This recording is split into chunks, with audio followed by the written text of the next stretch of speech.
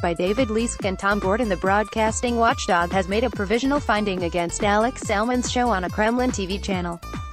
Ofcom said it had provisionally found that tweets read by the former First Minister on his debut on RT in November were not from audience members, despite the show giving an impression to the contrary.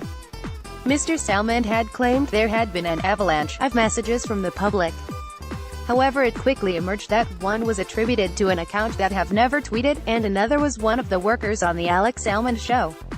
Ofcom revealed the provisional finding as it announced it had launched 7 investigations into the accuracy of information on RT, whose staff are referred to as information soldiers by their employers. Ofcom said it was reviewing the station's license after a significant increase in problematic content since the Salisbury poisonings of former Russian double agent Sergei Skripal and his daughter Yulia. Read more. David Leask on Syria's information war. The regulator said it believed RT's parent company, TV Novosti, had been broadly compliant until recently.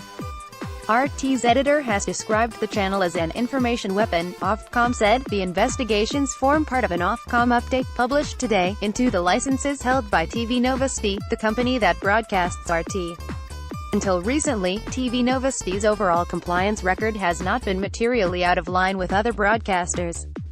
However, since the events in Salisbury, we have observed a significant increase in the number of programs on the RT service that warrant investigation as potential breaches of the Ofcom broadcasting code. We will announce the outcome of these investigations as soon as possible. In relation to our fit and proper duty, we will consider all relevant new evidence, including the outcome of these investigations and the future conduct of the licensee. It added, there were no breaches in 2017. However, we have now opened a number of investigations. One of these relates to audience tweets in the Alex Salmond show, which we have provisionally found were not from audience members. The watchdog launched an inquiry into Mr. Salmond's show in December. Ofcom said it was probing whether the November 16th broadcast breached guidelines on accuracy and materially misled viewers. After a complaint, Ofcom is now investigating whether the show breached Rule 2.2 of its broadcasting code, which says, factual programs or items or portrayals of factual matters must not materially mislead the audience.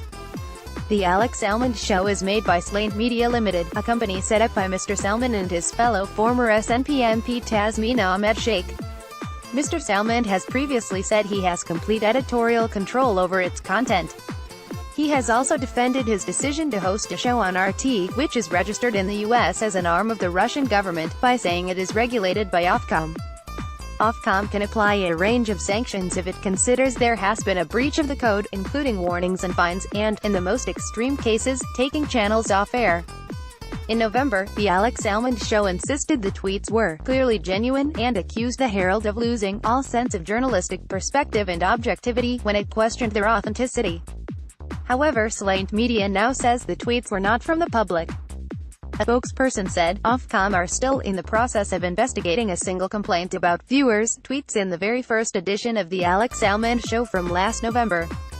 However, it has never been Salmond Media's contention that the tweets, emails or messages from the first show were from viewers or audience members of that first show given, by definition, the very first edition of a pre-recorded show, unlike every single Alex Salmond show since that time, could not possibly present any messages or reaction from those viewers.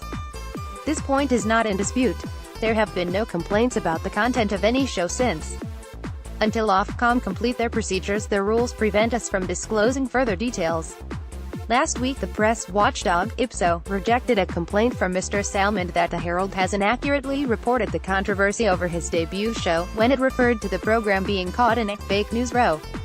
RT in the last 24 hours announced Russia had irrefutable proof that the chemical weapons attacks on April 7 of this year were staged. It has also suggested that the UK staged the Salisbury attacks. Read more. David Leask on Syria's information war. Several politicians have called for RT to be banned in recent weeks. NATO and Western allies regard the channel as part of a disinformation campaign by the current Kremlin government, the SNP, which takes a hardline on Russian propaganda and has warned its leader, Nicholas Sturgeon, has been attacked online by Kremlin trolls masquerading as cybernetics, has been boycotting the channel.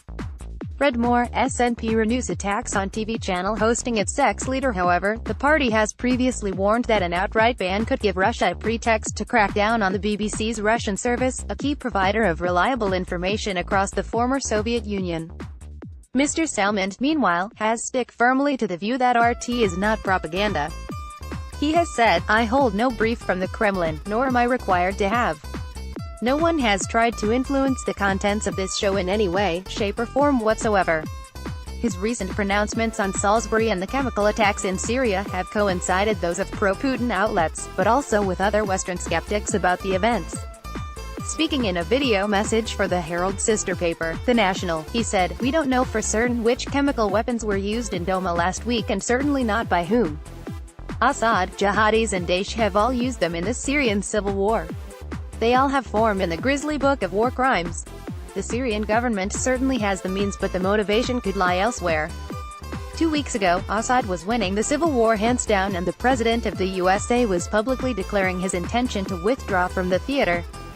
Now Assad's conduct is under fresh international scrutiny and the Yanks are not just coming but they are staying, Labour MSP James Kelly said. "This is humiliating for Alex Salmond. As it turns out his tweets were as made up as his white paper. Alex Salmond is no longer even a useful idiot for the Kremlin. Nicola Sturgeon must be desperate for him to stay out of the headlines for a change." Lib Dem MSP Alex Cole Hamilton said there should be a swift investigation by Ofcom into RT. He said, "RT's coverage of the Skripal poisoning, as with so many other issues, has been a campaign of disinformation and muddying the water, so I look forward to a swift investigation from Ofcom. It's disappointing that a former First Minister would unapologetically associate with Putin's propagandists for so long. I have filed a motion in the Scottish Parliament, urging all groups and individuals in Scottish public life to take a stand by refusing future invitations for interview and to end any commercial relationships with Russian state-backed media outlets immediately."